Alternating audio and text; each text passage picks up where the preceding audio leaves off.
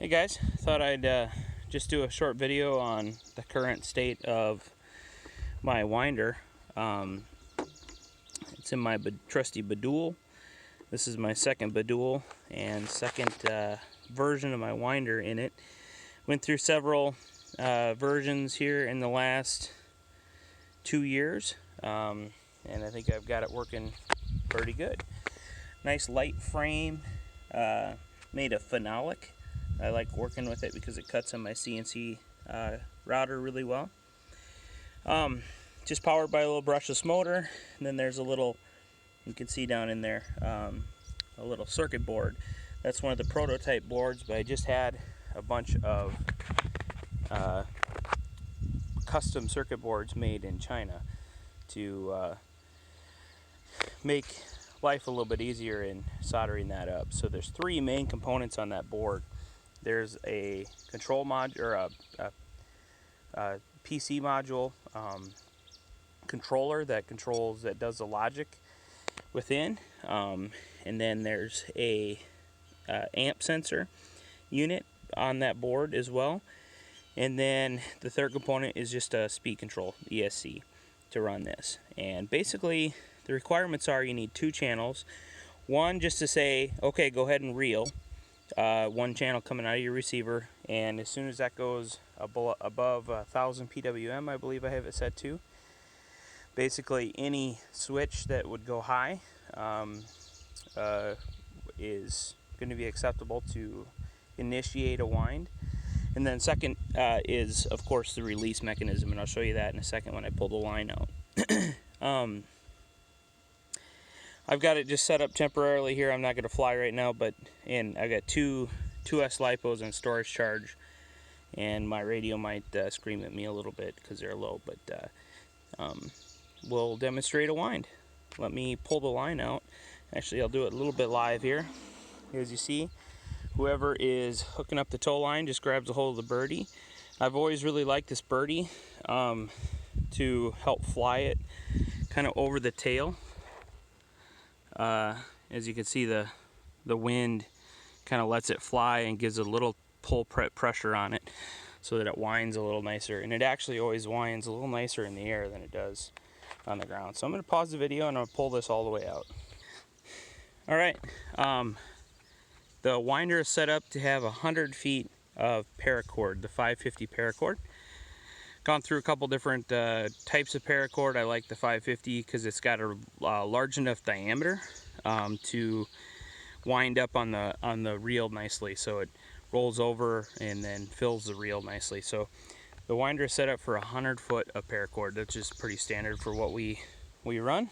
Hook up your glider on this end, and I'll show you the inside. And the drum looks like this. Turn this slightly here so you can see. It has a little release pin that goes all the way through, so if you need to dump the glider, which I've actually never been to an aerotow where I haven't dumped somebody, one time at least, and so that's very important, obviously. So I have that set up just on the same as my standard tow release, which basically hasn't gotten used since I installed it, because this was all put in when it was new. Decided to keep the standard release. I had enough channels to do so. They're on the same switch, but a different channel, so I can control the travel on it. So yeah, pretty simple there. This servo pulls that pin. It's on a cable, so it pulls the pin out, and we'll just demonstrate that for you here real quick. Release. And as you can see, this would come right through. Let me use 2 hands and hook her back up. Alright, pretty simple. Just put it in. I like to use Dacron fishing line. It's got a little wax to it, and it holds its shape when you push it through and then hit the release into the lock position. I also do run with a swivel on this end. Seems to help with the twists in the cord as the birdie flies. Sometimes the birdies get beat up and go. So let's go ahead and retrieve it once. I'm not going to touch it. I'm just letting it drag on the ground as it's coming in. I believe it takes 15 to 20 seconds to come all the way in. And as soon as it's at any kind of stop at all, the winder kicks out, tells the speed control stop spinning, goes into a reset on the programming, and then is ready for the next wind. So if I pull this out a little ways here, and let's say it got caught in your tail, I'll hold on to it and hit the release here, or hit the winder. If I stop it by hand, it gets caught on something, it'll just stop. So what it's doing is it's sensing the amperage spike of a motor that's being stalled, and then it that kicks it out. And I can hit retract again. Oops, hold on. Alright, I got it set up on a 2S LiPo, and it does have a voltage cutoff on the speed control. And this battery's quite dead. I was just coming out to do a few things on the Badul before getting ready for a big weekend of towing, and haven't charged that up yet. It takes about 20 to 40 milliamps per retrieve from my calculations. So a 2,000 plus milliamp hour pack is at 500 retrieves.